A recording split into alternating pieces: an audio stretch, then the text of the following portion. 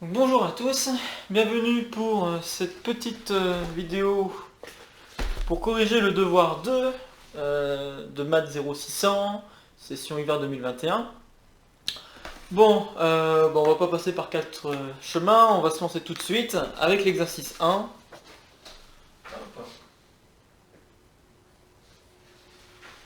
Donc l'exercice 1, on travaillait dans l'espace, muni d'un repère habituel, et puis on avait 4 points. Donc le point A de coordonnées 1, 2, 1. Le point B de coordonnées 3, 4, 9. Le point C de coordonnées -1, 1, -5. Et le point D de coordonnées -1, -1, 0. On demandait de montrer que les points A, B, C ne sont pas alignés. Chose maintenant qui devrait vous être assez classique. Donc pour vérifier ça, il suffit de vérifier est-ce que le vecteur AB est collinaire au vecteur BC. Donc il faut déterminer le vecteur AB. AB arrivée moins départ. Donc 3, -1, 2. 4, -2, 2. 9, -1, 8. Et puis pour AC, ou BC, hein, peu importe, mais là je vais faire AC, -1, -1, -2, 1, -2, -1, et -5, -1, ça fait -6.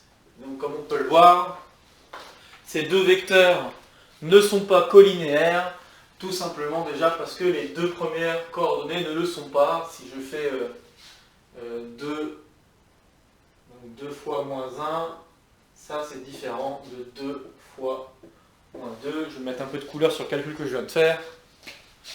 Donc c'est en fait le produit ici. Ok. Le même genre de vérification que l'on fait normalement dans le plan pour savoir si c'est collinaire, sauf que dans le cadre de dimension supérieure, j'avais expliqué, il y a des cours de cela, j'avais expliqué qu'il s'agissait, pour vérifier s'il y avait collinéarité ou pas, il fallait le vérifier pour tout couple de coordonnées. Donc là, il faut vérifier pour XY, XZ et YZ. D'accord. Bon là ici, en regardant en XY, on a d'office qu'on n'a pas de collinéarité. Ok. Donc en effet, ABC, donc A, B et AC ne sont pas collinaires.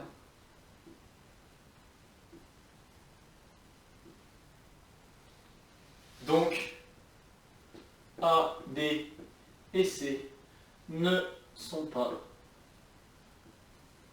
alignés. Ok, alors question suivante, on nous demande de déterminer une équation cartésienne du plan P formée par les points A, B, C. Bon, alors on avait vu différentes techniques pour cela, mais là je vais faire la plus efficace. Donc la plus efficace, c'est de prendre le vecteur normal, enfin un vecteur normal au plan. Et pour prendre un vecteur normal au plan, ici on a deux vecteurs qui sont directeurs et qui ne sont pas collinaires du plan, donc en fait deux vecteurs qui vont générer le plan. Et donc si je veux avoir l'équation cartésienne du plan, ce que je peux faire c'est, enfin si je veux un vecteur normal du plan plutôt, ce que je peux faire c'est faire le produit vectoriel des deux vecteurs que j'ai ici. Donc, chose que je vais faire à présent.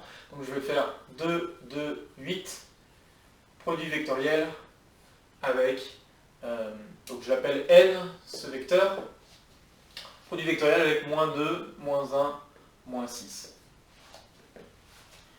Ok, alors, c'est pas le seul moyen, je rappelle, hein, j'aurais pu le faire avec BC, avec autre chose. Pareil ici, j'aurais pu faire avec BC, avec autre chose.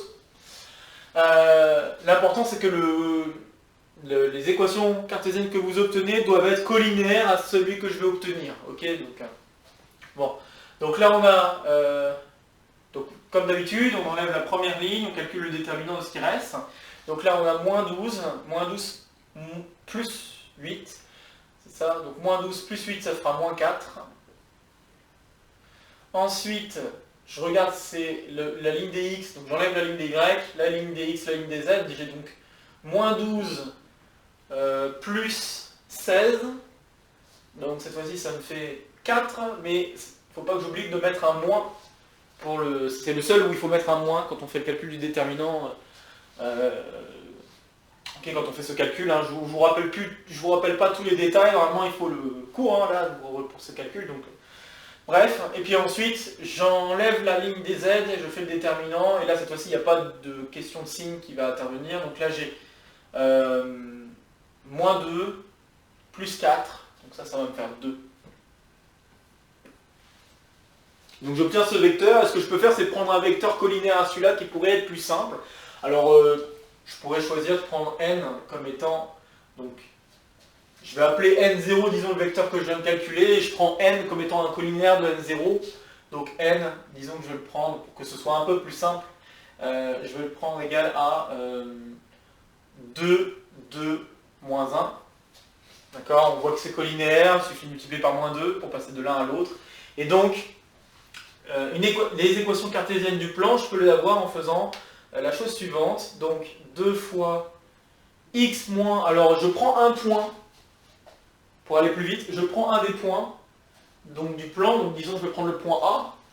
Donc, j'ai x moins xa, x moins 1, plus 2 fois y moins 2, moins yk, moins z moins za, donc ici 1. Et ça va faire 0. Voilà l'équation cartésienne, il n'y a plus qu'à développer, simplifier. Donc là j'ai 2x. Pour les y, je vais avoir 2y. Pour les z, je vais avoir moins z. Et puis pour la constante, je vais avoir moins 2, moins 4. Donc moins 2, moins 4, moins 6. Moins 6 plus 1, ça fera moins 5. Donc je peux mettre égal 5 si je veux. Hop. Donc ça égale 5. Voilà une équation cartésienne du plan. Et normalement, si tout va bien, vous avez dû obtenir quelque chose de collinaire à celui-là. Donc vous auriez peut-être pu obtenir 4x, 4y, moins 2z. Ou si vous avez gardé ce vecteur-là, vous auriez obtenu moins 4x, moins 4y, plus 2z, et puis égal à quelque chose multiplié par la même chose. Donc ici, multiplié par moins 2, ça ferait égal moins 10. Voilà, il y avait d'autres manières de faire aussi, c'était de faire le calcul du déterminant d'une certaine matrice, mais le calcul du déterminant de cette matrice, on revient exactement à la même chose que là, d'accord? Donc, encore une fois, ce n'est pas le seul chemin pour arriver au résultat, mais l'important c'est que vous êtes arrivé au bon résultat, et ce avec la bonne méthode. Donc là, moi je vous propose la méthode la plus efficace, encore une fois. Ok. Voilà l'équation du plan, ok. Alors après, on me demande en C de déterminer des équations paramétriques de la droite D, passant par grand D, donc le point grand D, et ayant pour vecteur directeur le vecteur U, qui est un vecteur normal de P. D'accord. Donc là, ici, en fait, mon vecteur N, j'aurais dû l'appeler U, mais bon, c'est pas... Je n'ai pas fait suffisamment attention à l'énoncé. Donc là, mon vecteur U, je vais le prendre comme étant la même chose que 2, 2, moins 1. Tout simplement. Et puis mon point D, je le connais, il est là. Alors maintenant, j'ai plus qu'à écrire, c'est pour ainsi dire du cours. Donc le cours me dit que les équations paramétriques de la droite petit d sont les suivantes. X égale, alors je vais avoir 2t, et puis ensuite, je veux que le point D appartienne, donc moins 1. Y égale la même chose, 2t moins 1. Et enfin, j'ai z qui doit être égal à moins t, plus 0. Voilà, d'accord? Donc on met les coordonnées du vecteur U devant, puis les coordonnées du point par lequel on passe juste après. Ok, c'est comme ça qu'on peut repérer ce qui se passe.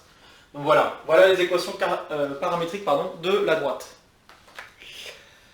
Puis enfin, on me demande de montrer que P et D s'intersectent en un seul point I, dont on déterminera les coordonnées. Très bien. Donc là, on a les équations cartésiennes, on a les équations paramétriques. Bon, bah, il faut que les deux coïncident si on veut qu'il y ait intersection. Donc, D.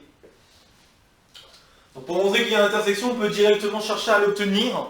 Après, on peut chercher à le justifier aussi en disant que ce vecteur, il n'est pas directeur du plan, puisqu'il est orthogonal au plan et il est non nul. D'accord? Donc, on pouvait le justifier comme ça. Mais moi, je le justifie en faisant directement le calcul. Donc, disons que je prends I, soit I intersection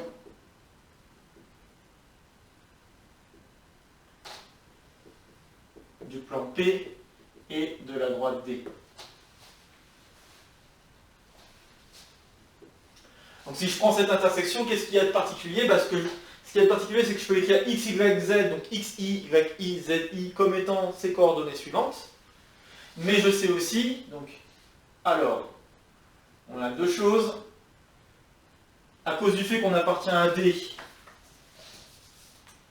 ou grâce plutôt au fait qu'on appartient à D, on a que xi s'écrit 2t-1, yi peut s'écrire 2t-1, et zi peut s'écrire moins t.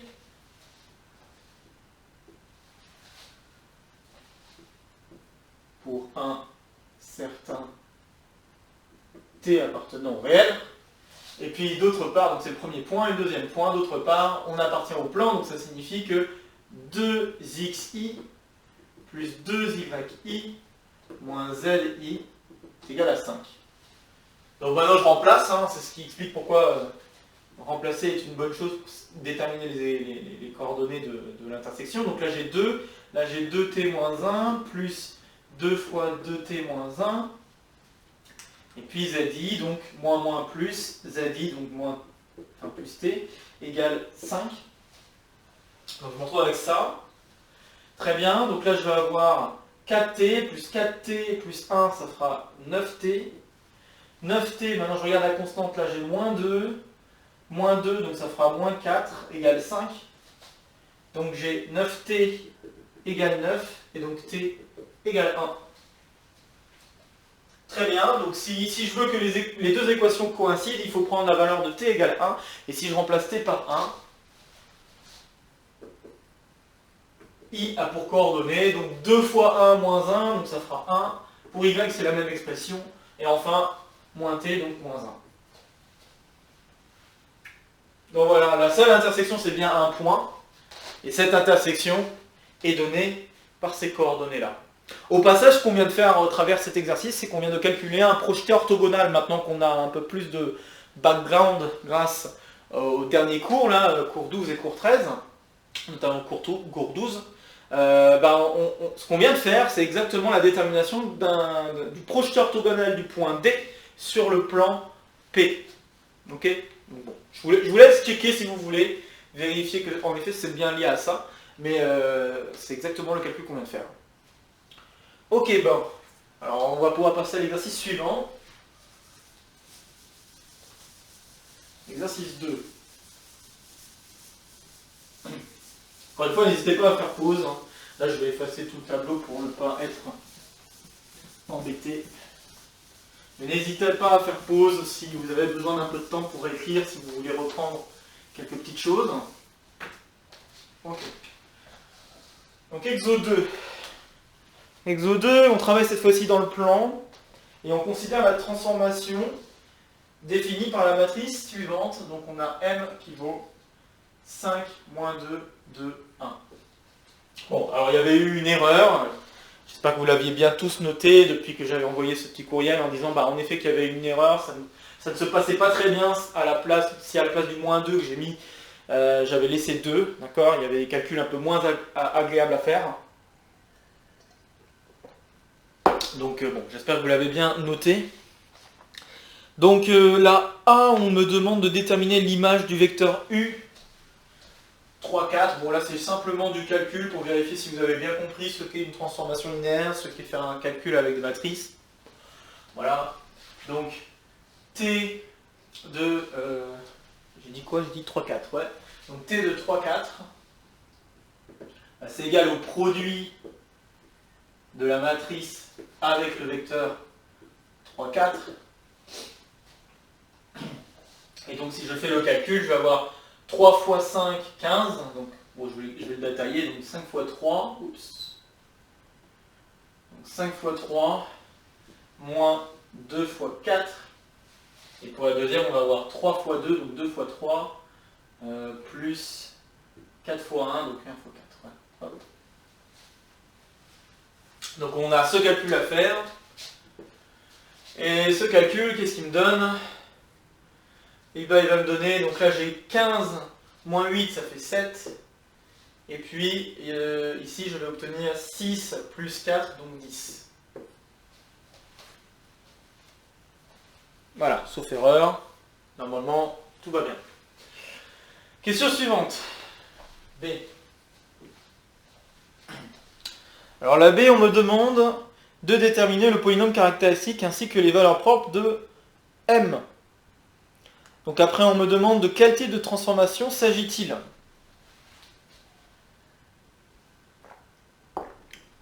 Donc on me demande, une indication, on nous dit qu'on a affaire à une composition de deux transformations de référence. Bon bah calculons le polynôme caractéristique. Donc je rappelle que c'est le déterminant de x identité moins la matrice. Et donc pour écrire la matrice, donc on a une matrice 2, 2, et je mets des x dans la diagonale, puis ensuite je mets moins le coefficient en chaque. Donc là j'ai moins 5, plus 2, moins 2 et moins 1. Voilà. Je fais le calcul, hein, c'est un déterminant de 2 fois 2, rien de bien méchant, donc x moins 5 fois x moins 1. Et puis j'ai plus 4. Ok. Et puis en développant entièrement, ce que j'obtiens c'est x carré moins 6x plus 9. Bon là je vais un peu vite, mais si vous développez, vous avez x carré. Si vous regardez les termes en x, vous avez x fois 1, enfin x fois moins 1, et moins 5 fois x, donc moins 5, moins 1, ça fait bien moins 6x. Et puis le terme constant, le seul moyen d'en avoir un là ici, c'est de faire moins 5 fois moins 1, donc ça fera plus 5. Plus 5 plus 4, ça nous fait 9. Donc on se retrouve avec ce polynôme suivant. Et puis bon, bah, si on ne le voit pas, je vais faire comme si je ne le voyais pas, on peut faire un calcul du discriminant.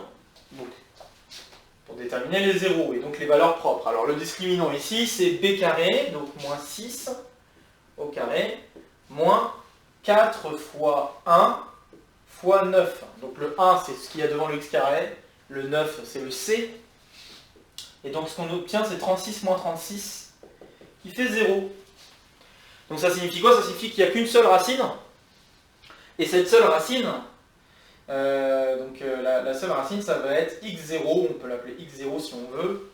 Ça va être moins b, donc moins 6, sur 2a, donc 2 fois 1. Et ceci me donnera 3. Bon, et si j'avais un œil un peu plus averti, cette expression-là, en fait, on se rend compte que c'est une identité remarquable et qu'on a affaire à x-3 au carré. Bon, alors donc on a une seule valeur propre, et donc on nous demande de quel type de transformation il s'agit. Alors l'indication nous dit qu'on a affaire à une composition de deux transformations de référence. Alors comment on fait pour déterminer quelle est la composition? Bon bah là c'est la référence au cours. J'ai un polynôme caractéristique qui s'écrit comme ça, x moins quelque chose au carré. Il y a deux types de transformations qu'on connaît qui donnent ce type de polynôme caractéristique. Il y a les homothéties. Les homothéties donnent un polynôme caractéristique du type x moins un certain nombre, donc je sais pas, je vais l'appeler lambda, au carré. Sauf que ces homothéties, la matrice M ressemble plutôt à lambda fois identité. Donc elle ressemble à ce genre de matrice. Là, ici, est-ce qu'on a affaire à lambda fois identité? Pas vraiment.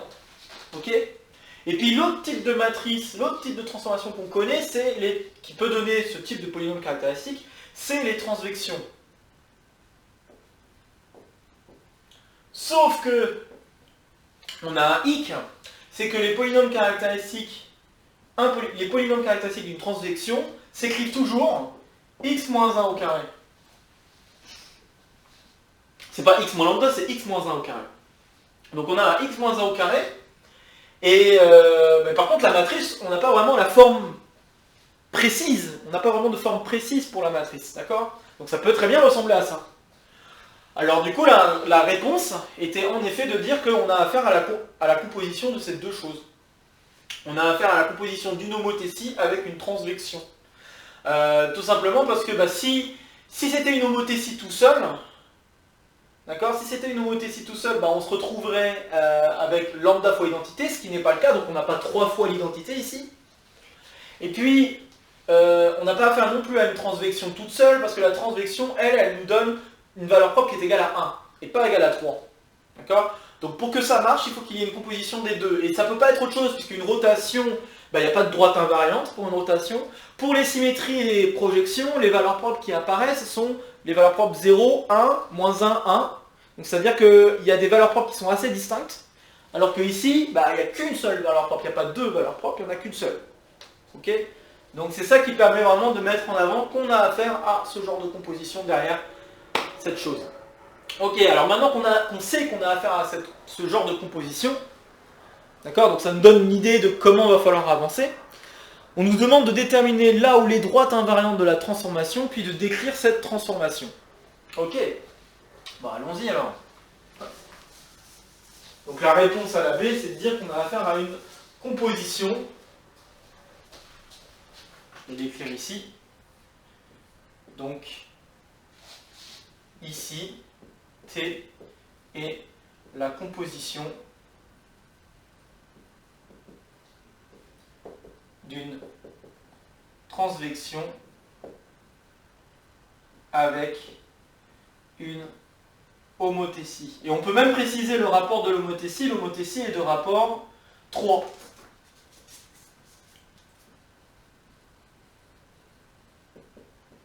Pourquoi? Parce que la seule valeur propre qui apparaît, c'est 3, c'est pas 1, c'est 3. Donc ça veut dire que la valeur propre ici, c'est 3. De notre, enfin, le rapport ici de notre homothétie, c'est 3. Ok. Bon, alors maintenant il faut déterminer les espaces invariants pour aller un petit peu plus loin et pouvoir décrire un petit peu plus cette transformation. Hop. Faisons cela.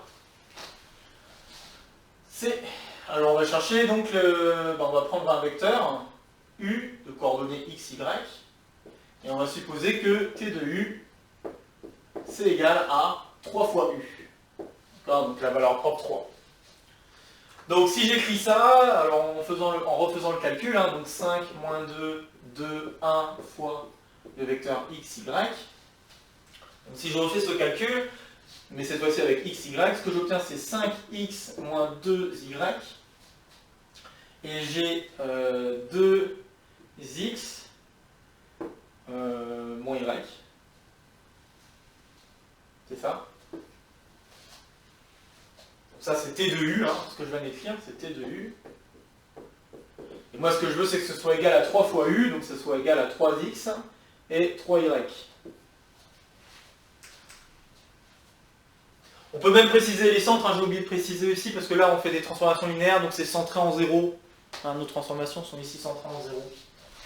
Ok, bon, alors on a ça, et donc on a ce système d'équations, 5x moins 2y égale 3x, et 2x moins y égale 3y. Et normalement, on doit remarquer que les deux équations sont les mêmes.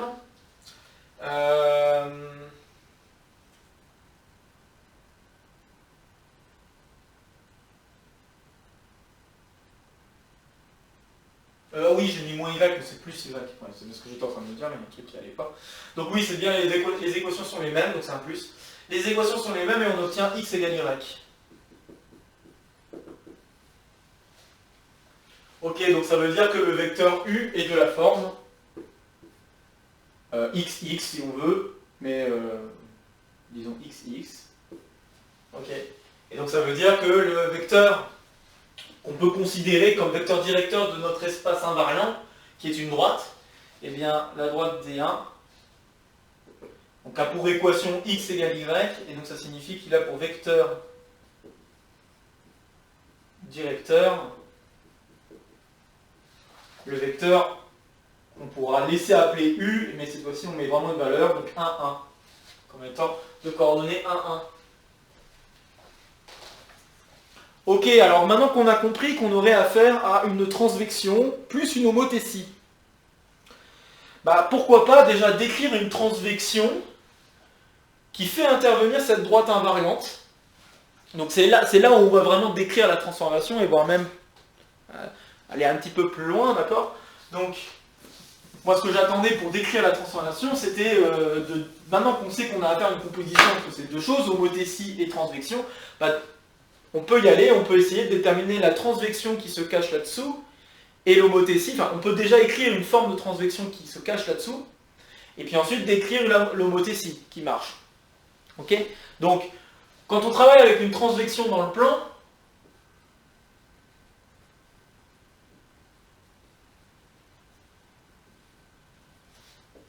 ou même dans R3 à vrai dire, les transvections dans le plan peuvent s'écrire, alors bon je vais peut-être donner un autre nom, je vais l'appeler je vais l'appeler T1, allez, tant pis. Donc T1 de U s'écrit, ah ouais je ne vais pas l'appeler U, parce que sinon on va être embêté, je vais l'appeler N. Hop. Ça sera mieux. Donc vecteur directeur N, et juste pour coller avec les notations de la transvection et ne pas être embêté avec ce que je suis en train d'écrire. Donc T1 de U égale U plus le produit scalaire de U avec V fois le vecteur N. D'accord? Avec V qui doit être orthogonal à N.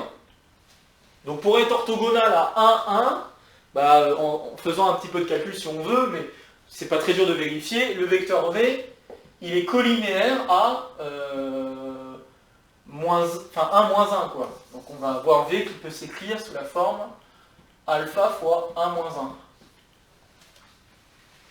1. Donc voilà déjà la transvection qui se cache là-dessous. Et puis l'homothétie, donc que je vais appeler H. Oh, je vais peut-être... on va le laisser T1. Et puis je vais appeler H l'homothétie qu'on est en train de regarder. Donc l'homothétie, c'est faire 3 fois le vecteur. Ok. Et donc comme on l'avait affirmé, T peut s'écrire comme une composée de ces deux choses. C'est-à-dire que T de U s'écrit H de T1 de U. D'après nos observations et ce qu'on a pu en dire à la question B. Okay. Donc il n'y a plus qu'à faire les calculs, puis ensuite à déterminer la valeur de alpha qui convient. Okay. Donc l'homothétie, donc on va avoir 3, en fait on multiplie tout par 3, hein, comme vous l'aurez compris, donc j'ai 3 fois le vecteur U plus U scalaire V, alors si je veux je peux mettre un x3 devant, fois le vecteur N. Donc voilà comment s'écrit ma transformation, c'est une description bien plus explicite, et on peut aller jusqu'au bout en déterminant la valeur de alpha. Donc pour déterminer la valeur de alpha, ce qu'on peut faire, c'est calculer l'image de 1, 0. Donc l'image de 1, 0, je vous le donne en 1000, ça va être la première colonne de la matrice, donc 5, 2. Et ce que nous voulons, c'est que ce produit, ce vecteur nous donne, donc par rapport à l'expression du dessus, 3 fois le vecteur 1, 0, plus 3 fois, alors U scalaire V, donc ce vecteur fois scalaire ce vecteur, ça me donne alpha. Donc je veux que ça plus 3 fois alpha fois le vecteur, donc le vecteur n, on a dit qu'on prenait 1, 1, soit égal à ça. Et donc si je résous un petit peu cette équation, je vais pouvoir conclure. Donc là je vois que j'ai 5 qui doit être égal à 3 plus 3 alpha, et j'ai 2 qui doit être égal à 3 alpha. On voit que les deux équations sont les mêmes, il suffit de mettre le 3 de l'autre côté, et ce que j'en déduis, c'est que alpha doit être égal à 2 tiers. Voilà, puis après on peut vérifier si ça marche pour l'autre calcul. Donc si je fais t de 0,1 avec l'expression que je viens d'obtenir, j'ai donc 3 fois le vecteur 0,1 moins 3 alpha fois le vecteur 1, 1.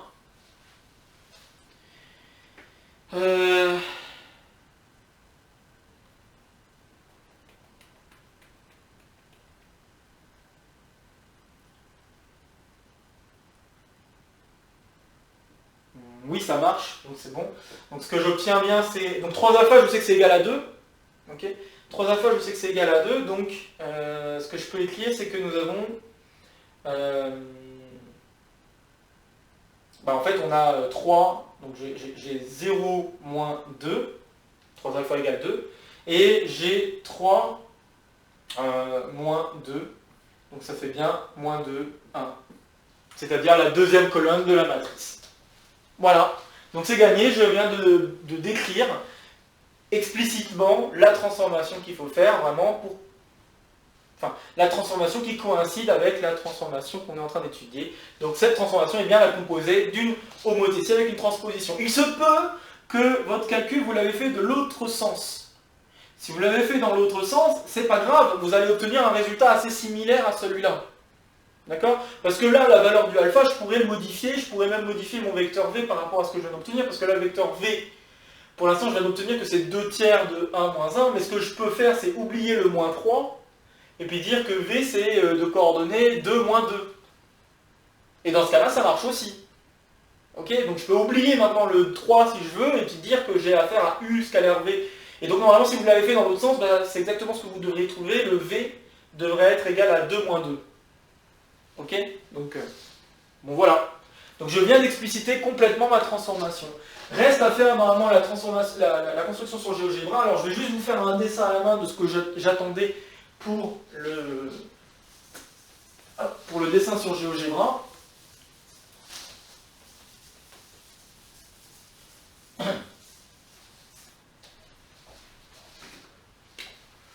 Mais si besoin, je pourrais faire la manipulation plus tard.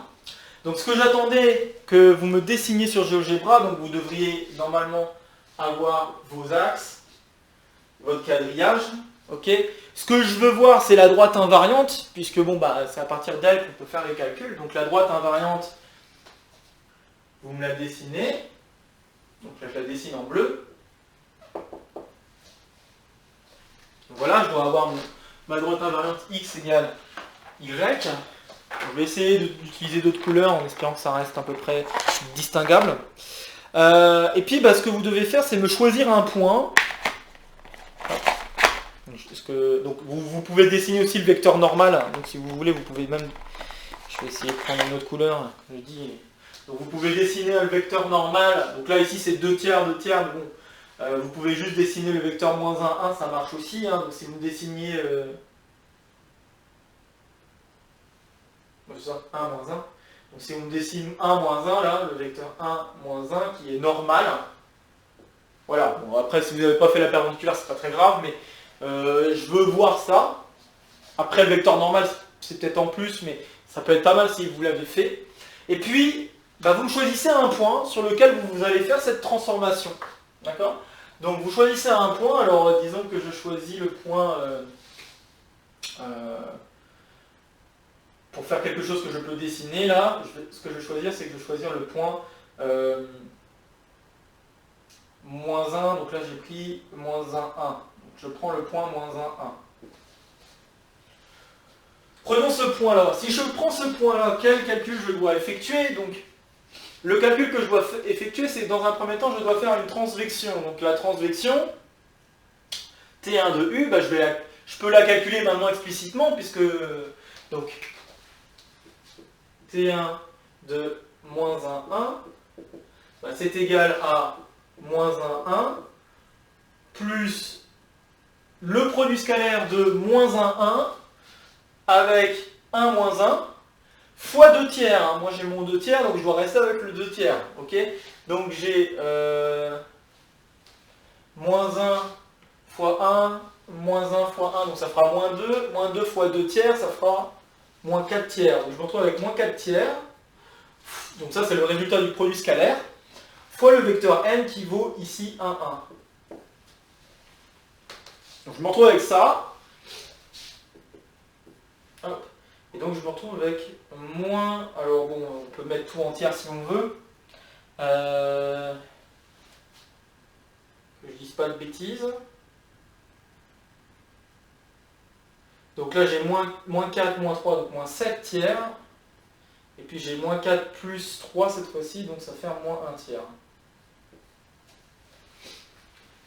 Ok, donc je me retrouve avec ce nouveau point. Donc ce nouveau point, moins 7 tiers, moins 1 tiers. Je suis en train de me demander si ça va bien marcher, ça. Moins 7. Par contre, ça me plaît pas ce moins 1. Ah oui, j'ai loupé le moins qui est ici. Ok, d'accord. J'étais en train de me dire, il y a un truc qui va pas là. Ok, j'ai loupé le moins qu'il y avait ici. Donc il y avait un moins ici, du coup c'est plus. Et du coup ça fait plutôt 7 tiers. Ok, et là normalement ça doit marcher. Est-ce que ça marche?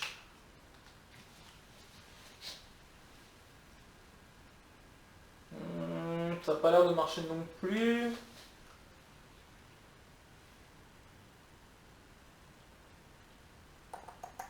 Parce que là, ce que je devrais obtenir, c'est quoi? Ce que je devrais obtenir, c'est 1.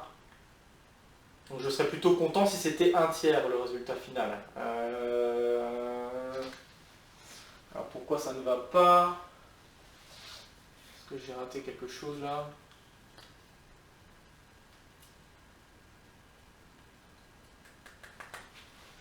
En tout cas sur les éléments de la base ça marche.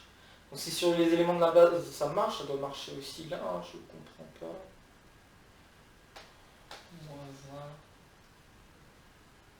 -1, -1, -2.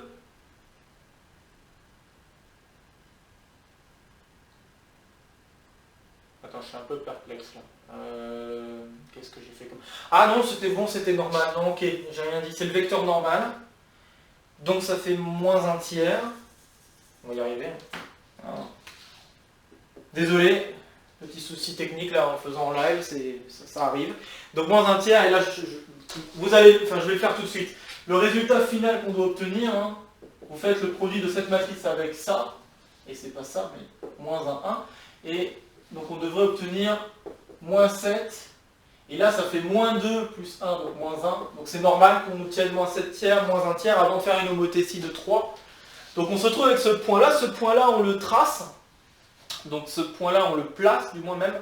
Alors pour le placer, il faut bien comprendre que ce qu'on fait c'est qu'on doit suivre la droite. Donc ce que je veux c'est que si vous voulez vous taper ce point avant, il va vous l'afficher, donc ce que vous allez avoir c'est quelque part, alors 7/3, donc là je suis à -1, probablement que -2 est ici, et -7/3, bon je dois être quelque part par là, donc probablement ici. Donc hop. Disons que là, mon point ici que je viens de mettre, c'est T1 de -1, 1. Okay. Donc cette image-là, je le dessine, et je mets en avant qu'on vient de faire une transvection, donc c'est-à-dire que, comme je viens de le faire, le vecteur normal qu'on a choisi, il était dans ce sens. Donc si on va dans ce sens, la transvection va normalement aller de bas en haut, si on était en dessous de la droite, mais au-dessus de la droite, on va plutôt de haut en bas. Et donc c'est ce qui se produit.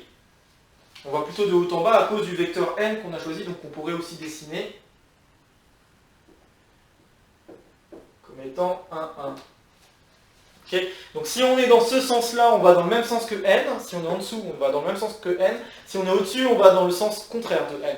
Et là, c'est ce qui vient d'arriver. Donc on va dans le sens contraire de n. Bon, apparemment, j'ai bien joué mon coup. Hop. Donc là, ce que j'obtiens, c'est ce vecteur, ce nouveau point. Là. Donc je peux dessiner le vecteur de départ. Donc à ce vecteur de départ, j'ajoute ce vecteur vert, qui est collinéaire au vecteur n, tout à fait normal. Ce qui me donne donc... Bon, il faudrait que j'ai assez de couleurs. Hein. Ça c'est difficile quand on fait les choses comme ça, au tableau. C'est le manque de couleurs. Donc on fait le vecteur qu'on obtient à la suite du calcul, là c'est le vecteur orange. Et puis ensuite à ce vecteur je lui applique l'homothétie x3. Donc l'homothétie x3, je sais que l'image par cette homothétie x3 c'est -7, -1. Donc il suffit de faire x3 à celui-là, hein, ça marche aussi. -7, -1, alors je me mets assez loin. Il faut que je sois quand même à peu près... Voilà, on va être certainement assez loin quand même du départ. Hein. Donc là on a -7, -1 qui est l'image de ce point par la transformation t. Et donc je mets en avant que j'ai eu affaire à une homothétie. Donc pour mettre en avant ça, ce que je vais faire c'est qu'encore une fois je vais essayer d'utiliser une autre couleur. Hop. Et puis là je le passe juste en dessous pour qu'on évite de trop... Donc le violet, je ne sais pas si ça va être super visible, mais c'est pas grave, si ça n'est pas, j'aimerais juste que vous compreniez au moins l'idée. Donc voilà comment j'aurais voulu qu'on représente la transformation. J'aurais voulu que vous me fassiez une image d'un élément, d'un point, Et puis que vous me mettiez l'étape intermédiaire, là ce qui m'intéressait c'est justement le passage de la transvection, puis ensuite de l'homothétie. Si vous avez fait l'homothétie puis la transvection, c'est tout aussi correct, ok. Et que bah là avec cette flèche violette que je viens de faire, on peut la couper en 3, hein, puisque c'est l'homothétie est de 3, donc ce que vous pouvez faire c'est faire ceci en disant... Voilà, en disant, enfin, vous n'êtes pas obligé de faire le codage, mais au moins de faire ces traits-là ou ces points-là pour dire que ce vecteur, c'est bien 3 fois, le vecteur violet, c'est bien 3 fois le vecteur orange. Ok. Et donc voilà, voilà à quoi j'aurais espéré que le dessin ressemble. Si vous n'avez pas fait beaucoup de détails, bah, il y a des points qui vont être en moins. Si vous avez essayé d'en faire quelques-uns parmi ceux-là et qu'on peut voir transparaître la transformation, les points seront totaux.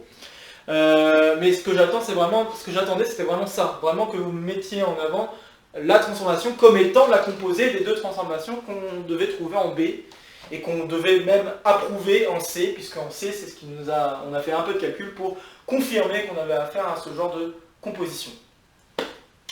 Donc voilà pour l'exercice 2, on va pouvoir passer à l'exercice 3. Donc bien sûr je pourrais faire les manips sur GeoGebra si le besoin est pour... peut-être vous mettre encore plus en avant ce qu'il fallait faire. Là, je voulais juste vous le montrer comme ça en un dessin, et puis éviter de surplomber le poids de la vidéo pour faire en sorte que vous l'ayez le plus vite possible. Ok.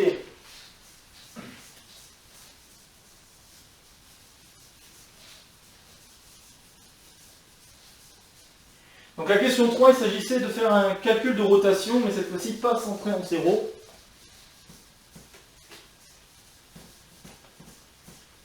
Alors que là, les calculs qu'on faisait, ils étaient centrés en 0 sur cet exercice. Cette fois-ci, ça ne sera pas le cas. Donc on va faire une rotation. Donc on est toujours dans le plan. Hop. Donc on est toujours dans le plan. On a deux points, A de coordonnées 2, 3 et B de coordonnées 3, 5. Et on nous demande de déterminer les coordonnées du point B', image de B, donc par la rotation de centre A et d'angle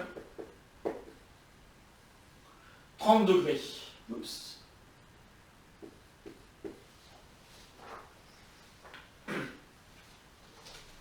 Donc bien sûr dans le sens anti-horaire. Voilà, ok. Alors, pour calculer cette image, chose normalement qui devrait être un peu plus classique à présent, il faut calculer une transformation affine. Okay, donc là, la transformation affine qu'on va considérer, c'est la transformation que pour l'instant nous allons écrire comme ceci. Donc c'est égal à taux de V de R, disons, de taux de moins V d'un certain vecteur U. Ok, où V, ça va être le vecteur OA, donc c'est-à-dire 2, 3, et puis R, c'est la rotation de centre 0 et d'angle 30 degrés. D'accord, toujours dans le sens anti-horaire. Bon, cette rotation, on connaît la forme de la matrice, hein, la forme d'une matrice, d'une rotation dans le plan avec ces hypothèses, c'est que la matrice, que je vais me permettre d'écrire la matrice et la transformation comme étant la même chose.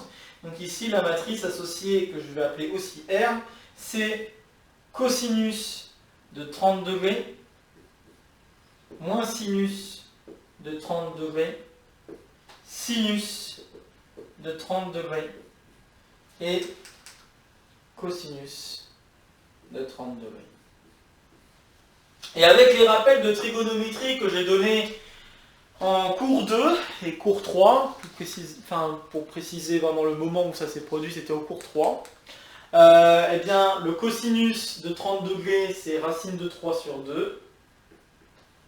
Le sinus de 30 degrés, c'est 1,5, donc moins 1,5. 1,5, racine de 3 sur 2. Bon, voilà, et maintenant que j'ai précisé tout ce qu'il fallait, il n'y a plus qu'à faire le calcul pour le point B qu'on cherche à avoir. Donc, on va considérer U comme étant le vecteur OB, puis il n'y a plus qu'à faire les calculs. Donc A de 3, 5, c'est taux V de la rotation de... Alors je vais déjà tout de suite faire la transvection par le vecteur moins V, donc c'est-à-dire je vais faire moins 2 et moins 3 aux coordonnées de, de B, donc 3, 5.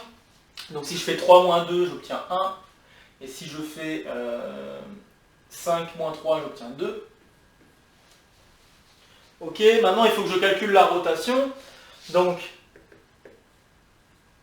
hop. Alors la rotation, je fais le produit. Donc je vais obtenir 1 racine de 3 sur 2 moins 1. Parce que c'est 1 demi fois 2. Et puis je vais avoir 1 demi plus racine de 3 sur 2 fois 2. Donc ça fera racine de 3. J'obtiens ça. Et puis ensuite, il faut que je réajoute les coordonnées du vecteur OA pour conclure. Donc ce que j'obtiens, c'est, donc j'ajoute 2 au à la première coordonnée, donc j'ai racine de 3 sur 2 plus 1. Et puis pour l'autre coordonnée, je dois ajouter 3. Donc ajouter 3, ça revient à ajouter 6 demi. Donc je peux écrire racine de 3 plus 7 demi. Et voilà les coordonnées du point B'. Donc B'. 1 pour coordonnées, racine de 3 sur 2 plus 1, racine de 3 plus 7 demi. Et puis bon, si vous voulez avoir les valeurs rapprochées, et qu'à cela ne tienne, je peux vous les donner, maintenant qu'on a fait les calculs. Et bien sûr, on pouvait s'assurer avec GeoGebra que les calculs sont corrects. Donc racine de 3 divisé par 2 plus 1. Donc, plus 1. Donc là, ce qu'on obtient, c'est environ 1,866. Après, c'est 0, puis après 25, etc. Et puis pour l'autre coordonnée, racine de 3 plus 7 demi, on obtient environ 5,232. 0,508 si vous voulez. Donc voilà. Voilà pour l'exercice 3. Donc pareil, étape par étape, il y avait des points qui étaient attribués pour les 15 points. Donc notamment se rappeler qu'il fallait faire une transformation affine, la matrice de rotation, et puis ensuite l'état du calcul. Voilà, ok, globalement. C'était ça qui était attendu pour cet exercice-là. On va pouvoir passer à l'exercice suivant, l'exercice 4.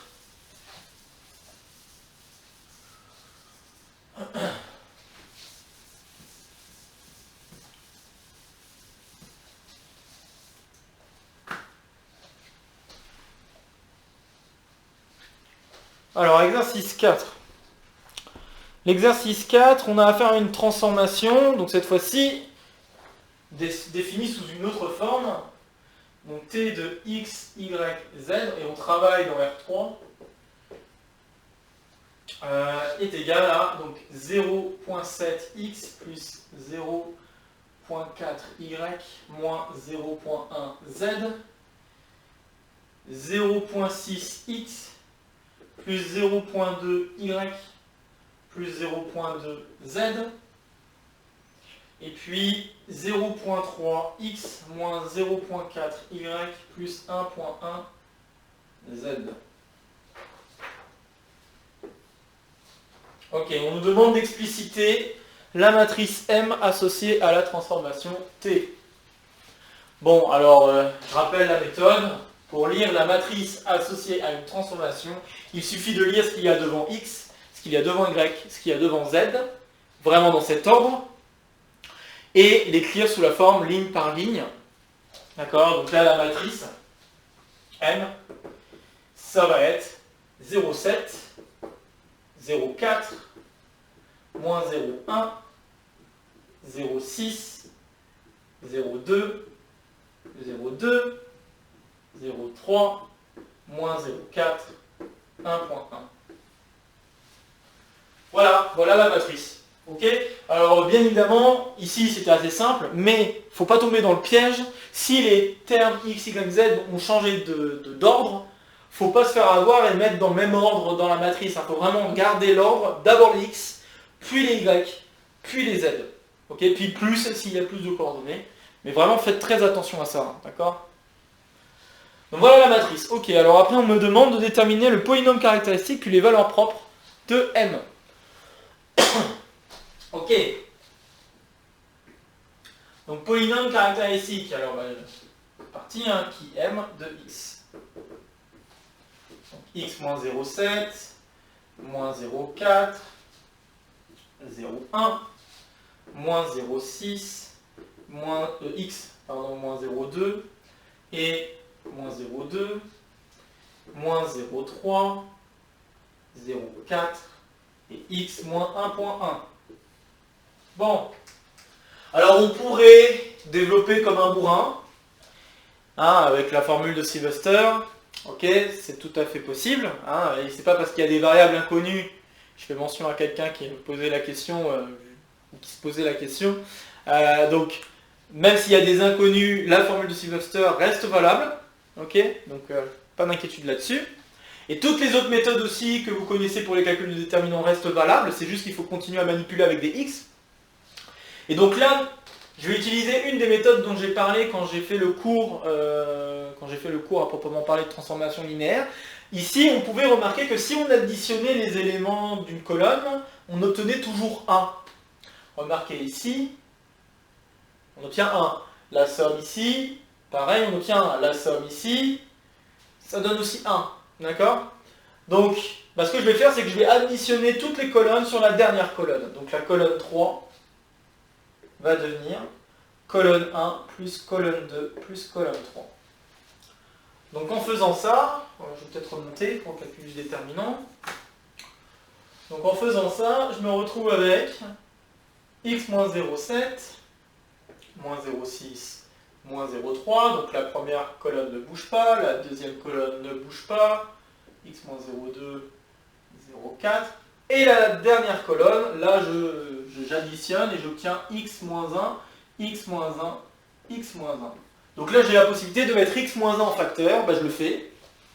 En faisant ça, j'ai x moins 1 fois la matrice x moins 0,7, moins 0,4, 1, moins 0,6, x moins 0,2, 1, moins 0,3, 0,4, 1.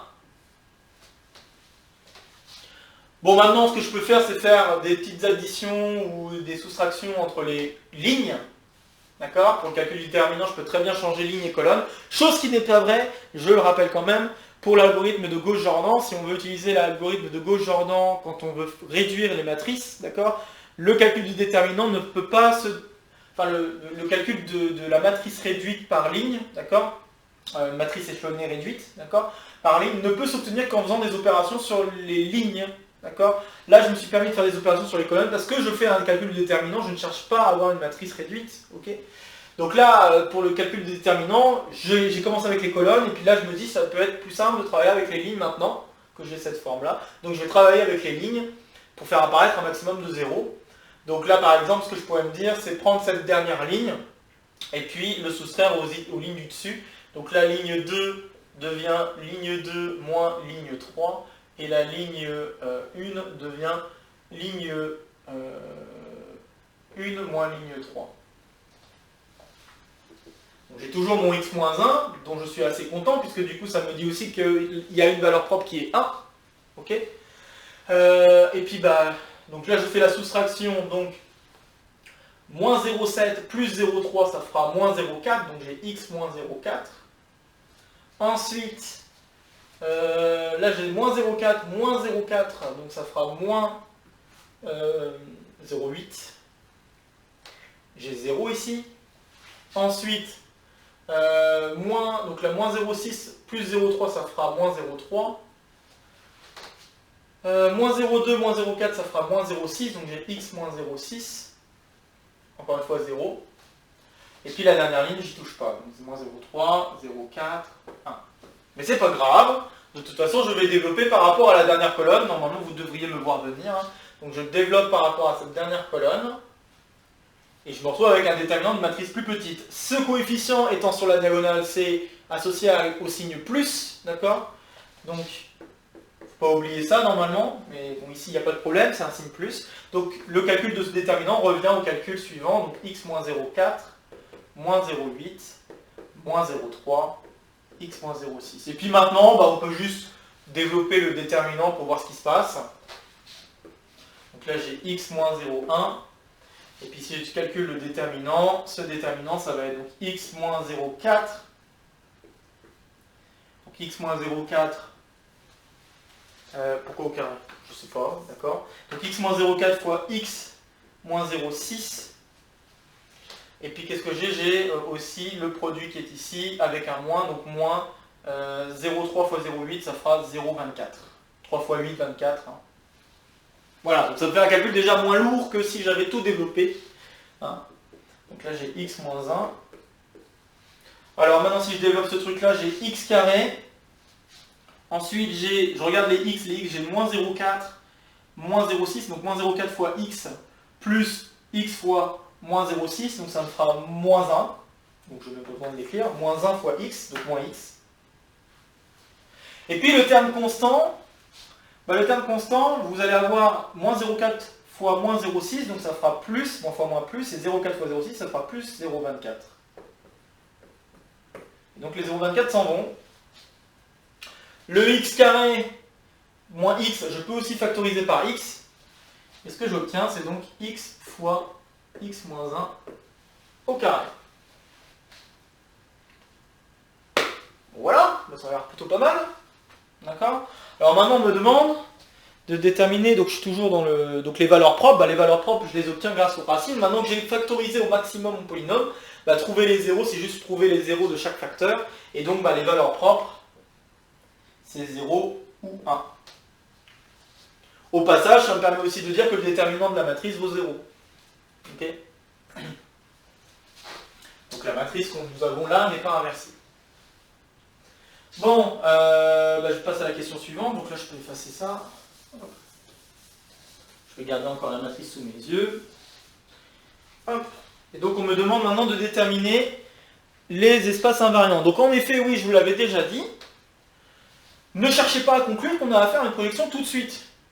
Okay, pour qu'on ait affaire à une projection, c'est soit vous calculez m carré, et vous vérifiez qu'on obtient m, soit, maintenant qu'on a ça, les espaces invariants, on devrait avoir une droite pour la valeur propre 0 et un plan pour la valeur propre 1. Si on a ça, alors on a bien une projection. Si on n'a pas ça, c'est pas une projection. Okay, donc il faut faire le calcul là. Donc soit on fait le calcul de m carré, si on avait fait le calcul de m carré avant, on aurait pu savoir d'avance qu'on a fait une projection. Et je peux vous inviter à le faire si vous voulez, si vous n'avez pas beaucoup d'idées sur comment avancer les choses, vous pouvez très bien calculer le carré de la matrice pour voir ce qui se passe. Et puis après, aviser vos calculs en fonction de ça. Ou alors, allez jusqu'au bout et ne cherchez pas à conclure tout de suite qu'on a affaire à une projection. On pourrait avoir affaire à toute autre chose. Hein. Pensez vraiment au cours. Hein. Dans le cours, j'ai bien donné des exemples dans lesquels on a la possibilité d'avoir autre chose que des projections, alors que les polynômes caractéristiques ressemblent à ceux qu'on obtiendrait avec des projections ou avec des symétries, hein, d'accord? Donc, faire attention à ça. Donc là, je vais m'intéresser d'abord à la valeur propre 0, peut-être. Ou je sais pas, valeur propre 1, peut-être que c'est plus simple que la valeur propre 0. Si en effet on a affaire à un plan, ça devrait être plus simple. Donc, valeur propre 0, donc je prends un vecteur u de coordonnées x, y, z. Et ce que je veux, c'est que t de u soit égal à u. Bon, alors si j'écris les équations que nous obtenons, nous avons 0,7x plus 0,4y. Alors là, c'est bien, j'ai pas besoin de redévelopper la matrice, j'ai déjà les expressions. D'accord, donc c'est plutôt... Donc, moins 0,1z doit être égal à x. Ensuite, j'ai 0,6x plus 0,2y plus 0,2z est égal à y. Ouais.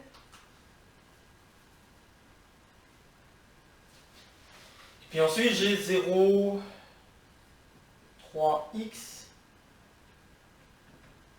Allez, c'est à moins donc c'est bon. Donc 0,3x moins 0,4y plus 1.1z égale z. Bon, et puis si vous faites assez attention, si je mets le x de l'autre côté, j'obtiens moins 0,3x plus 0,4y moins 1z, moins 0,1z. Ici, j'ai la même chose, sauf que j'ai multiplié par moins 2. En mettant le y ici, je mets le y ici, je vais obtenir moins 0,8y, donc c'est bien fois moins 2. Et puis cette ligne-là, bah, c'est la même que celle du dessus. Okay, donc toutes ces lignes sont similaires. Donc je répète, parce que celle-là c'est x2. Une fois qu'on a simplifié, celle-là c'est x2 la ligne 1. Et puis celle-là c'est exactement la ligne 1. Okay, donc toutes les équations peuvent se ramener à la première. Et la première, si je veux, je peux me dire, je multiplie tout par 10 pour ne pas me taper des nombres à virgule. Et si je multiplie tout par 10, donc j'oublie pas de mettre lui de l'autre côté, ce que j'obtiens c'est donc 3, bon, moins 3x.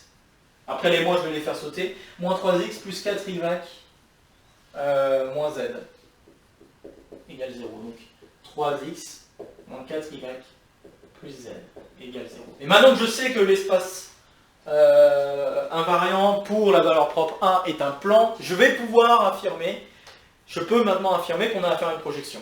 Je n'étais pas sûr encore, on n'était pas sûr à partir de cette expression qu'on a affaire à une projection. Maintenant, on en est sûr. Bon, il reste à déterminer la droite pour la valeur propre 1. Donc là, on est en train de faire une projection sur ce plan. On veut savoir parallèlement à quoi. Donc pour savoir parallèlement à quoi, ben, on a encore un autre système d'équations à résoudre. Ok. Donc, ça c'est notre plan P1, si vous voulez. Et puis, donc là je vais continuer à prendre toujours U, X, Y, Z. Et cette fois-ci, ce que je veux, c'est T de U égale le vecteur nul, 0 fois U, ça fera 0. Et donc, qu'est-ce que j'obtiens? Bah, j'ai le système d'équation suivant, moins 0,7x plus 0,4y moins 0,1z égale 0. J'ai 0,6x plus 0,2y plus 0,2z qui est égal à 0 aussi. Et enfin, j'ai 0,3. Je crois que l'encre noir a un peu de mal. Je vais le chercher après. Donc 0,3x. Oups. Je sens qu'il commençait à affaiblir mon crayon. Alors, donc moins 0,4y plus 1,1z égale 0. Donc j'ai toutes ces équations.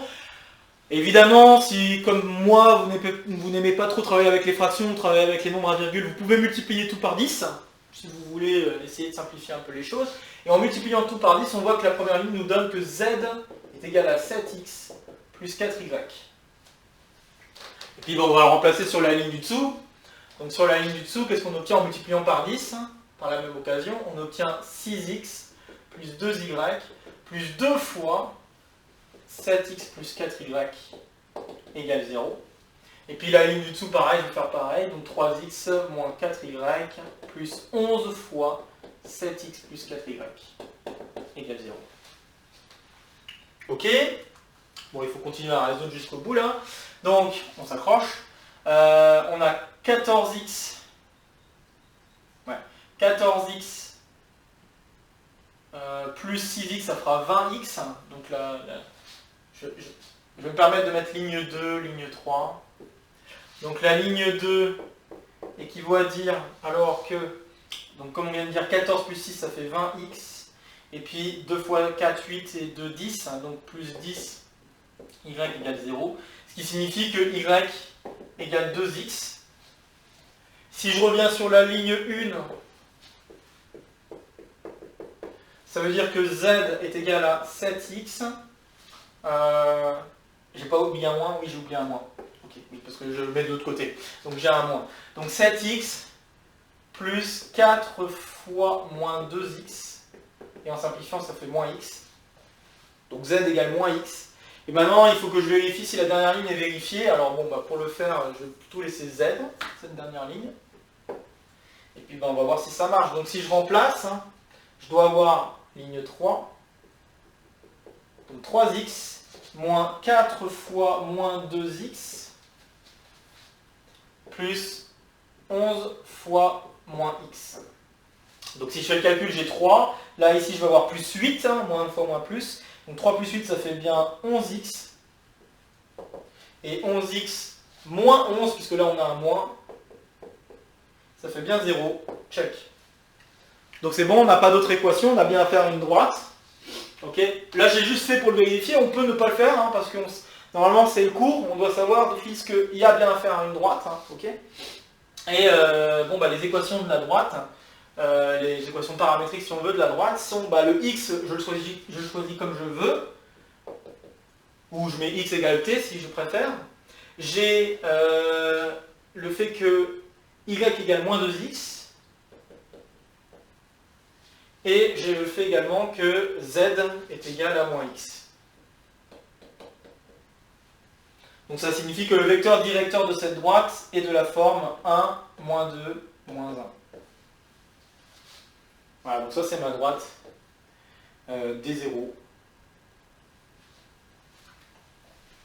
Voilà, et donc, question D, on me demande de décrire, donc décrire alors la transformation géométrique. Bah, maintenant qu'on a fait tous les calculs, qu'on a pu vérifier que la dimension de la valeur propre 1, de l'espace invariant pour la valeur propre 1 est de 2, et que l'espace invariant pour la valeur propre 0 est une droite, exactement comme convenu avec les exposants de x et de x-1 dans le polynôme caractéristique, on en déduit que t, c'est une projection. Donc là, maintenant, on peut vraiment conclure. Mais si on ne l'avait pas vu, on pouvait calculer le carré de la matrice. Ça ne m'aurait pas gêné, vous aurez calculé le carré de la matrice, remarquez que ce carré, c'est égal à la matrice elle-même, et donc conclut que c'est une projection. Alors après, il faut quand même savoir sur quoi, parallèlement à quoi, et c'est ce à quoi sert cette étude. Okay. Donc, T est la projection. Donc, la projection sur le plan P1, l'équation ce truc-là, parallèlement à D0. Voilà. Et maintenant qu'on a tout ce qu'il faut, ce que j'attendais sur GeoGebra, c'est un peu la même chose. J'attendais que sur GeoGebra, vous me traciez les espaces invariants. Donc que vous me traciez le plan, vous me traciez la droite. Donc je vais faire un petit schéma de ce à quoi devait ressembler votre dessin sur GeoGebra. Donc ce que j'attends, c'est que vous me dessiniez le plan. Donc là, j'ai le plan P1. Vous me dessinez la droite invariante qui doit passer aussi en 0. Donc j'ai... bon, je ne sais pas à quoi elle pourrait ressembler. On pourrait avoir peut-être quelque chose comme ça. Ok. Donc bon, je vais repasser juste pour que ce soit assez visible pour tout le monde. Voilà. Donc ce que je voulais, c'est ça, la droite D0. Puis une fois que vous avez fait ça, bah, vous prenez n'importe quel point dans l'espace. Donc moi je vais prendre, disons, un point ici. Vous prenez des coordonnées que vous voulez en fait, hein, à vrai dire. Donc vous pouvez très bien prendre un point, alors de préférence un point qui n'est pas dans le plan.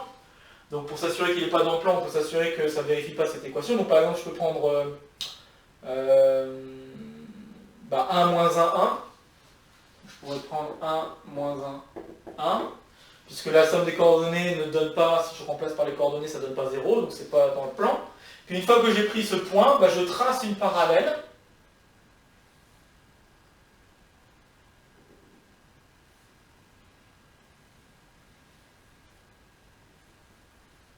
Voilà. Et ce qui m'intéresse, c'est l'intersection. Cette intersection, correspond à l'image.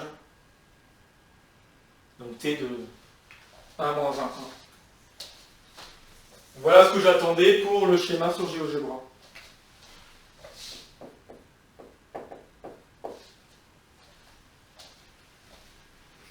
Ok, vous auriez très bien pu aussi faire le calcul de cette image à l'aide de la matrice, puis ensuite vérifier que la construction marche aussi. Vous auriez pu faire comme ça vous permettait de vérifier que ce que vous avez fait comme calcul semble correct, semble coïncider. Okay, c'est pas parce que la construction marche sur un petit exemple que ça marche de manière générale, d'accord, il ne faut pas tomber dans ce piège-là aussi, mais ça permet quand même de se réconforter en se disant ce qu'on a fait comme étude, ça a l'air de coller avec ce qu'il fallait obtenir. Ok, donc voilà. Bon, donc ça c'était l'exercice 4. Alors à présent, l'exercice 5. Ah oui, autre chose, j'ai oublié de le dire. Là par exemple, on aurait très bien pu, sans forcément savoir grand chose, mais essayer de comprendre ce qui se passait pour notre transformation, on aurait très bien pu s'inspirer de ce que je faisais dans le cours, et puis faire des images de beaucoup de points.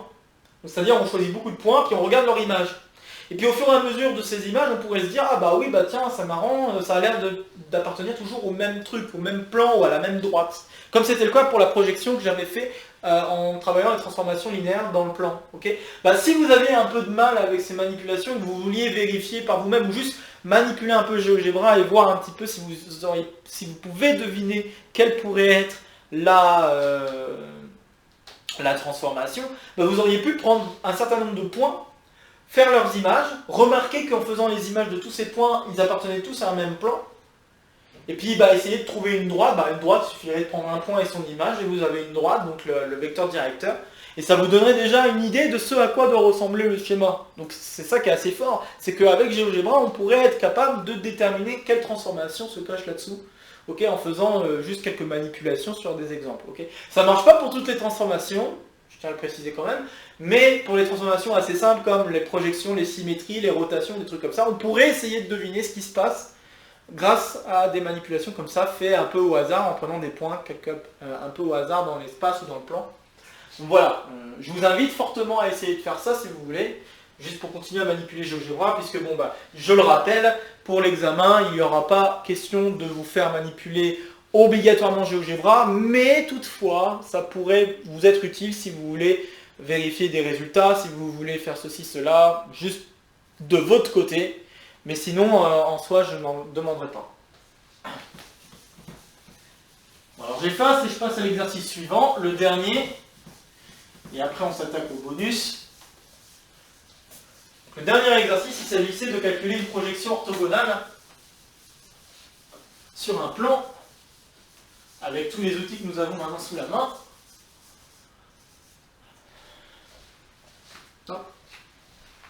Donc nous avons sous la main, c'est-à-dire jusqu'au cours 12. Donc là on a un point A de coordonnées 5, 1, 1. On a un vecteur U de coordonnées 1, 1, 1 et un vecteur V de coordonnées 7, moins 3, 1, moins 3, moins 1, pardon. Et on nous demande de déterminer le projeté orthogonal de B. Donc B a pour coordonnées 1, 5, moins 5 sur le plan considéré. Donc le plan passant par A et ayant pour vecteur directeur les vecteurs U et V. Bon, alors ce qui peut être bien d'abord, c'est de déterminer des équations cartésiennes de ce plan, l'équation cartésienne de ce plan. Donc là je vais le faire de manière un peu, c'est peut-être pas forcément la plus rapide, mais en tout cas juste pour vous faire manipuler la projection. Sinon, si vous avez compris ce que c'est la projection, il y a moyen d'aller très vite. D'accord? Je le ferai peut-être après, mais je veux juste vous montrer en utilisant encore une fois les formules de projection que nous avons vues dans le cours. Bon. Donc, la première chose qu'il faut faire, c'est déterminer le plan, l'équation du plan. Donc, pour déterminer l'équation du plan, la bonne idée, c'est de prendre le vecteur normal à ces deux vecteurs, et pour cela, on va noter n comme étant le produit vectoriel de U avec V. Donc le produit vectoriel de U avec V, bon là je vais aller un peu plus vite, on obtient donc moins 1 plus 3, donc 2. Ensuite, moins 1, moins 7, ça fait moins 8, mais avec le moins ça fera 8. Et le dernier, on a moins 3 plus 7, ça fait moins 3, moins 7, pardon, ça fait moins 10. Ok, alors encore une fois, je vois que je peux simplifier un petit peu le vecteur, donc ce que je vais faire, c'est que je vais l'appeler n0, et je vais diviser par 2. Donc en divisant par 2, je prends le vecteur n qui va être 1, 4, moins 5. Ok, on a ce vecteur-là, qui est le vecteur normal du plan, et donc ça veut dire que l'équation cartésienne du plan, qu'on est en train de considérer, ce serait x moins 5 plus 4 fois y moins 1 moins 5 fois z moins 1 est égal à 0. On développe et on obtient x plus 4y moins 5z. Et ça, alors là j'ai moins 5, moins 4, donc ça fait donc moins 5, moins 4, moins 9 plus 5, ça fera moins 4, donc je me retrouve avec 4 ici. Voilà l'équation du plan, on voit que ce plan ne passe pas en 0, 0, 0, donc il va falloir faire une formule de projection orthogonale affine. Donc on va s'intéresser à la projection déjà orthogonale sur le plan P', sur le plan P' d'équation x plus 4y moins 5z égale 0. Très bien, alors pour cela il me faut prendre deux vecteurs qui sont orthogonaux dans ce plan. Donc le premier vecteur orthogonal que j'ai, c'est le vecteur 1, 1, 1. Je peux prendre n'importe lequel le premier, vraiment n'importe lequel, donc autant en prendre un qui fonctionne bien. Et puis maintenant il faut que je prenne un autre vecteur. Alors je pourrais peut-être choisir autre chose, bon je sais pas. Bon, on va le laisser comme, je suis en train de me demander si je pourrais pas choisir autre chose, mais bon, on va laisser comme ça, c'est pas grave. Ça fera un peu de calcul, mais bon, je pourrais choisir n'importe quel vecteur. Bon, allez, je vais pas prendre ce vecteur-là, je vais prendre autre chose. Disons le vecteur. Bah, par exemple, je pourrais prendre le vecteur 4, moins 1, 0. Voilà, on va passer. Ça, si on peut mettre des zéros, mais des zéros, c'est plus simple. Ok. Et puis bon, maintenant, je veux un vecteur alpha, donc ça serait mon vecteur U1. Puis maintenant, je veux un vecteur alpha, bêta, gamma, tel que ce vecteur U2 est orthogonal au vecteur U1 et soit directeur du plan P'. Donc ça veut dire quoi? Ça veut dire que alpha plus 4 bêta moins 5 gamma égale 0. Et je veux aussi que 4 alpha moins bêta est égal à 0. Donc comme ça, je vois que bêta doit être égal à 4 alpha. Ok. Et si j'ai ça, ce que j'obtiens c'est 4 x 4, 16. Ok, donc je vais avoir... je m'accroche un peu. Donc je vais avoir 16. 16 plus 1, 17. Donc je vais avoir 17. C'est un nombre premier, c'est pas terrible.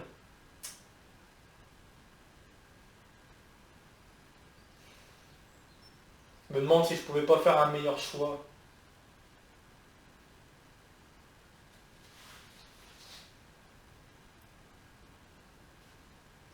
J'aimerais juste faire un bon choix, juste pour pas être embêté avec tout ça. Je vais peut-être reprendre 1, 1, 1, voir ce qui se passe. Peut-être que ça se passe mieux que ce que j'espérais. Donc je vais prendre 1, 1, 1. Mais ça ne changera rien, à la fin le résultat sera le même pour tout le monde. C'est juste pour essayer d'éviter de me taper des calculs très méchants à faire. Je veux essayer de manipuler pour comprendre ce qui se passe. Donc là par exemple je vois que alpha, donc là la ligne du dessus, grâce à la ligne du dessus, je vois que alpha égale 5 gamma moins 4 bêta, et je vais le remplacer ici. Donc j'ai 5 gamma moins 4 bêta plus gamma égale 0. Ouais, ça se passe mieux. Ok, donc ça se passe mieux. Donc si je prends celui-là, donc là j'ai quoi? J'ai 6 gamma moins 3 bêta égale 0, ça veut dire que bêta égale 2 gamma. Bon, ça me plaît mieux déjà. Donc bêta égale 2 gamma, et si je mets 2 gamma ici, donc ce que j'obtiens c'est 5 gamma moins 8 gamma, donc ça fait moins 3 gamma. Résultat des courses, le vecteur directeur, enfin le vecteur U2 que je peux choisir, si je remplace gamma par 1, ce que j'obtiens c'est gamma égale 1, donc alpha égale moins 3 gamma, donc moins 3, et bêta égale 2. Voilà, donc là on peut vérifier que le produit scalaire fonctionne ici, et que l'autre, moins 3 plus 8, moins 5, ça fait bien 0. D'accord, ça fait pas 4, hein, ça fait 0, parce que c'est un vecteur directeur. Ok, maintenant qu'on a des vecteurs normaux, enfin orthogonaux, il n'y a plus qu'à appliquer la formule de projection, déjà dans le plan P'. Et puis ce qu'on va faire, c'est qu'on va directement faire le calcul pour notre cas de figure. Comme ça, on ne va pas avoir besoin de faire trop de lettres. Hop. Donc là, l'image que je veux faire, donc je veux faire la projection du point donc, B qui est 1, 5, moins 5. Et donc il faut que je fasse quoi? Bah, taux V de P de taux moins V du vecteur 1, 5, moins 5. Avec quoi comme priorité? Bah, V, ça va être le vecteur OA, par exemple. C'est pas un exemple, c'est OA. Donc le vecteur V, c'est OA.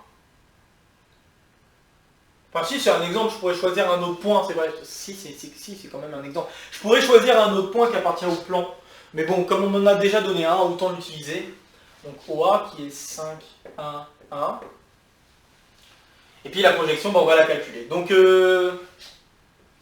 notre projection, c'est donc taux V de P, et puis je dois enlever les coordonnées de ce vecteur à ce vecteur. Oui, c'est ça. Donc j'ai... Non, enlever les... Oui, c'est ça. Donc j'ai 1 moins 5, ça fait moins 4. 5 moins 1, ça fait 4. Et moins 5 plus 1... moins 5 moins 1. Moins 5 moins 1, moins 6. Ok, donc là je veux faire le calcul du projeté orthogonal sur le plan P' de ce vecteur. Donc si je dois faire ça, je vais réécrire la formule. P de U, c'est donc U scalaire U1 divisé par la norme de U1 carré fois U1 plus U scalaire U2 sur la norme de U2 carré, le tout fois le vecteur U2. Donc là, il faut que je fasse les calculs suivants. Il faut que je regarde ce que vaut U. Faut que je regarde ce que vaut moins 4, 4, moins 6 scalaire U1. Donc là, il s'agit juste de faire la somme des coordonnées. Donc moins 4 plus 4, ça fait 0, moins 6 donc. Et puis moins 4, 4, moins 6. Ah, moins 6, scalaire U2. Donc là, je dois faire 12 plus 8, ça fait 20. 20 moins 6, ça fait 14. C'est ça? C'est ça, ouais. Moins 6, ok, voilà. Donc j'obtiens 14, très bien. Il faut que je calcule les normes aussi au carré. Donc la norme de U1 au carré, bon là c'est facile. 1 au carré plus 1 au carré plus 1 au carré, ça fait 3. Et la norme de U2 au carré, donc là ça fait 9. 9 plus 4, 13, plus 1, 14. Très bien. Donc, bon, je vais effacer un petit peu pour avoir de la place. Je vais essayer de me garder quand même l'équation du plan. Juste pour y revenir. Hop. Et donc, bah, mon P tilde de 1, 5, moins 5 devient égal à tout V de... Donc, on a fait tous les calculs. Produit scalaire de U avec U1, ça fait moins 6. Divisé par la norme de U1 au carré, ça fait 3 fois U1.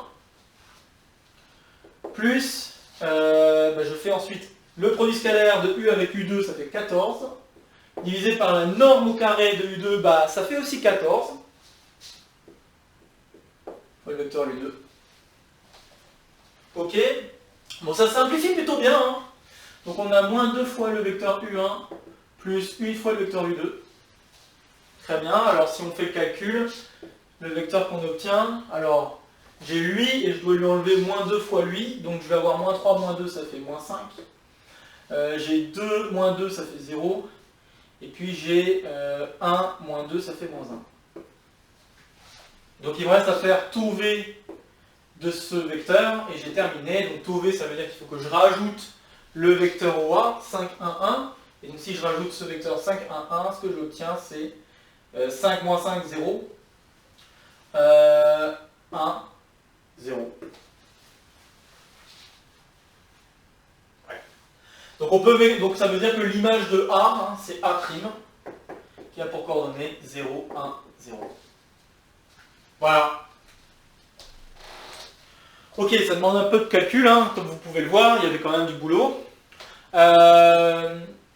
Donc là, on peut maintenant vérifier que A', Donc A', bah, si vous remplacez 0, 4, 0, donc ça fait bien 4. Ok. Et puis on peut vérifier qu'en effet le vecteur AA' est collinaire au vecteur 1, 4, moins 5.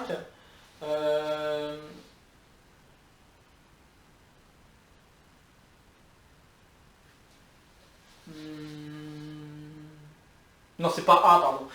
Pourquoi je l'ai appelé A? Je suis bête, c'est B, excusez-moi. Je suis fatigué. Hop, donc B'. Ok, on est dimanche, fin de journée, compliqué.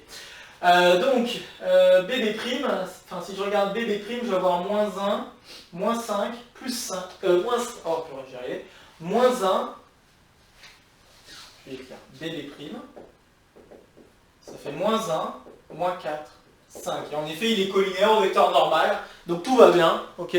On peut s'assurer que c'est bien le projeté orthogonal. Bon, ça, la vérification, je ne le demande pas, mais en tout cas, voilà. Alors, une autre façon qu'on aurait pu utiliser, hein, une autre façon de faire pour résoudre ce problème, ça aurait été de prendre la droite de vecteur directeur 1, 4, moins 5, et passant par le point B, exactement comme pour l'exercice 1, en fait. Et puis, une fois que j'ai fait ça, je regarde l'intersection par rapport au plan. Si j'avais fait ça, j'aurais obtenu le même résultat. Donc je vais juste l'écrire, hein. C'est une autre façon de faire sans faire tous ces calculs.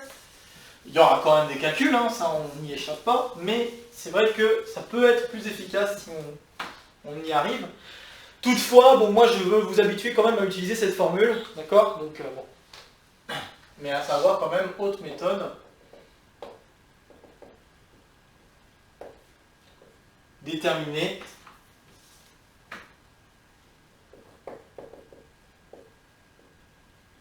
l'intersection de la droite perpendiculaire à P passant par B, et donc cette droite avec P.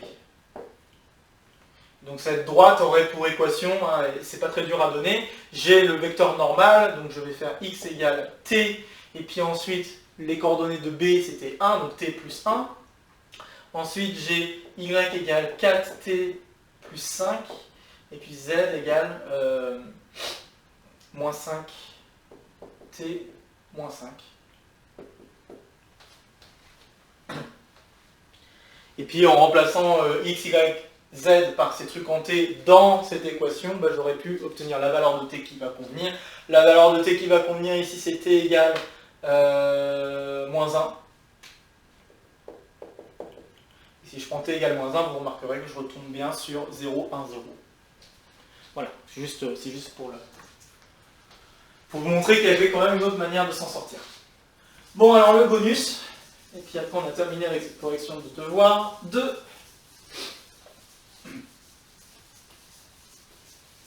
Au passage, pour information, je pense que je l'ai déjà dit en séance de questions-réponses, mais je vais me permettre de le redire. Les résultats de devoir, je ferai en sorte que ça sorte dimanche. Peut-être que ça débordera lundi, mais je veux essayer de vous les donner le plus vite possible, afin que vous sachiez ce que vous avez fait dans votre devoir, si c'était bon ou mauvais, les choses à revoir encore, ou des trucs comme ça. Et puis voilà quoi, donc je ferai au plus vite, je vise dimanche, il se peut que ça sorte plutôt lundi, mais lundi prochain, mais voilà, je vous le dis là, comme ça au moins. Hop. Parce que bon c'est mieux d'avoir les résultats du devoir avant l'examen, parce que ça vous permettra quand même de mieux saisir, mieux voir ce qui va et ce qui ne va pas. Hein, donc, alors le bonus, nous avions nos deux droites. Alors là je vais faire vraiment la méthode rapide, hein, parce que ça fait quand même pas mal de temps maintenant qu'on est sur la correction. Donc on est toujours dans R3 et on regarde les droites suivantes. Donc x égale 3t moins 1, y égale 4t plus 2 et z égale t moins 1. Puis j'ai delta qui a pour équation x égale moins s, moins s moins 3, y égale 2s plus 1 et z égale 2 moins 2s plus 2. Et on demande de déterminer la distance minimale entre les droites D et delta. Donc autrement dit les distances, en fait. La distance entre les deux droites. Bon, alors je vous ai montré dans le cours, alors à 2 reprises, donc, et aussi en question-réponse, je vous ai montré différentes manières de calculer cette distance entre ces deux droites. Il y a la méthode un peu longue, mais qui est très détaillée, de faire la projection des points de delta sur la droite D, projection orthogonale comme cela, et puis ensuite déterminer la longueur, la distance qui sépare les deux points, puis ensuite déterminer la valeur minimale en prenant le S égale moins B sur 2A, si je dis ça, ça doit vous parler. Donc c'est une méthode un peu longue ici, là on veut juste la distance, on ne veut pas forcément avoir tous les détails, donc je vais aller à l'essentiel. La deuxième méthode, c'est de considérer des plans coplanaires, l'une contenant une droite, l'autre contenant l'autre droite. Et puis juste faire un projeté orthogonal d'un point, d'un des deux plans sur l'autre plan, puis déterminer la distance entre les deux. Et la dernière méthode, et c'est celle-là que je vais utiliser parce que ici ça va être très efficace, je vais prendre la droite orthogonale aux deux droites qui sont ici, et passant par 0, pour que je puisse faire des projetés facilement. Je vais projeter un point de la droite D sur cette nouvelle droite que j'appellerai petit delta. Je vais projeter aussi un point de grand delta sur petit delta, et une fois que j'ai fait ça, je regarde la distance entre les deux projetés obtenus. Ok, donc on va utiliser la méthode 3, ici. J'ai un vecteur directeur U, 3, 4, 1. J'ai un vecteur directeur V, ici, qui est moins 1, 2, moins 2. Donc je fais le produit vectoriel de ces deux-là, j'obtiens un vecteur N, ou N0, hein, je ne sais pas si ça va être la version simplifiée ou pas, donc bon, je vais l'appeler N0 pour l'instant, mais je vais peut-être très vite le remplacer par N. Donc encore une fois, produit vectoriel, qui est très utile, hein, vous voyez quand même que dans ces exercices, c'était quand même très utile d'avoir cet outil pour avoir des vecteurs normaux. Donc le 3 moins 1, je l'enlève, je regarde le déterminant de ce qui reste, j'ai eu moins 8, moins 2, ça fait moins 10. Ok. Ensuite, j'enlève la ligne du milieu, j'ai 3 fois moins 2, donc ça fait moins 6, moins 1, ça fait moins 7, et avec le moins qui saute, qu'est-ce que je dis moi? Moins 6, et par contre là c'est plus 1, voilà. Donc moins 6 plus 1, ça fait moins 5, avec le moins ça devient 5. Et enfin le dernier déterminant, là j'ai 6 plus 4, ça fait 10. Donc encore une fois, j'ai bien pressenti, donc je vais prendre n comme étant le vecteur moins 2, 1, 2.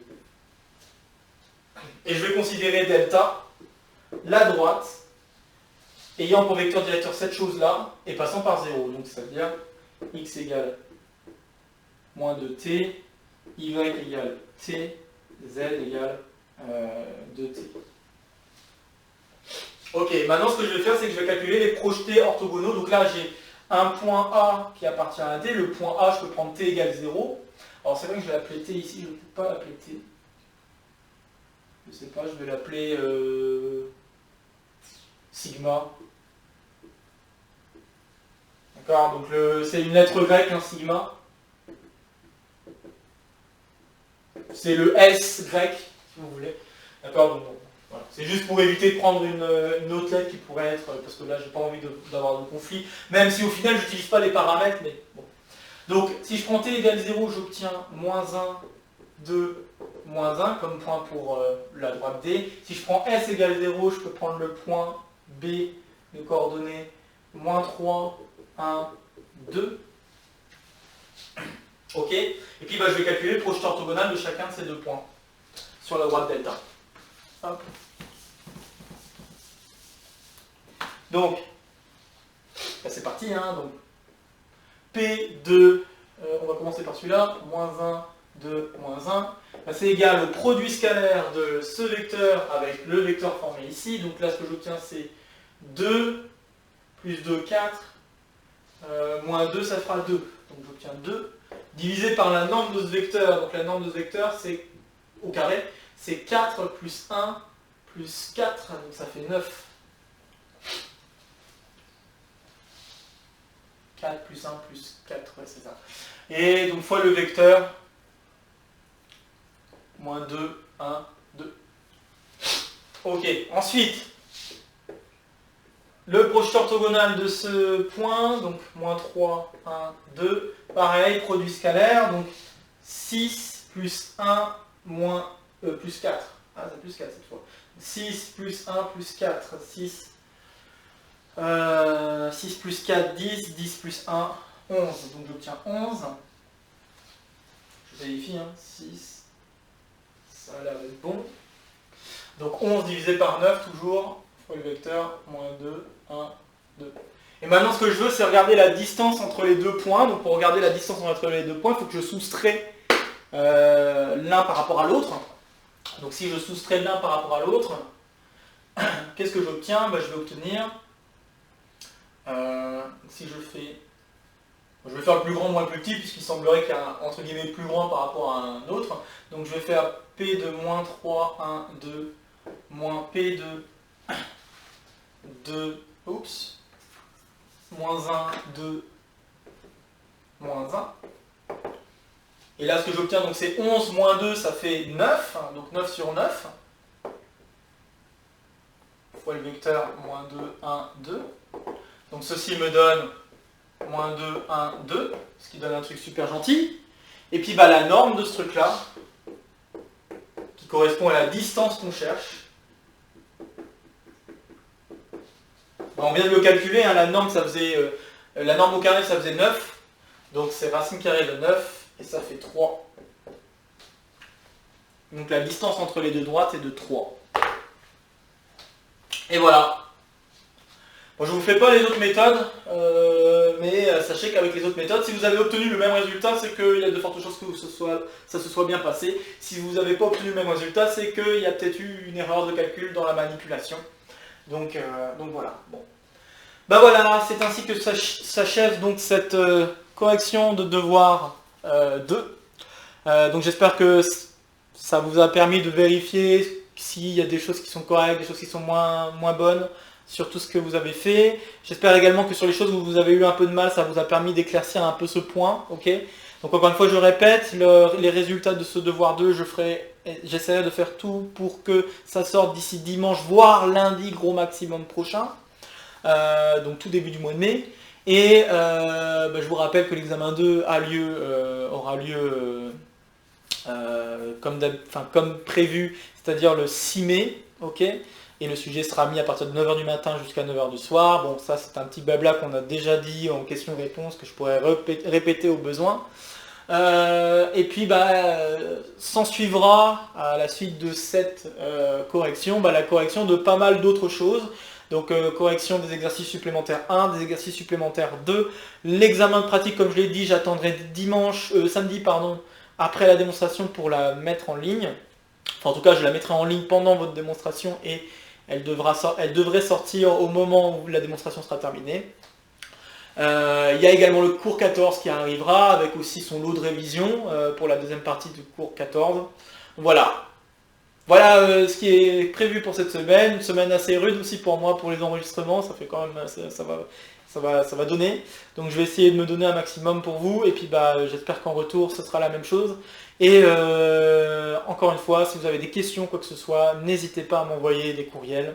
Ce sera avec plaisir d'essayer de vous répondre moins de 24 heures après votre mail. Il se peut que des fois c'est un peu compliqué, mais je ferai tout pour vous répondre le plus vite possible, comme je l'ai fait depuis le début de la session. Et puis voilà, sur ce, bon courage pour cette fin de session. Donnez-vous encore à fond, on y est presque. Et puis on se retrouve très vite. Donc, allez, salut!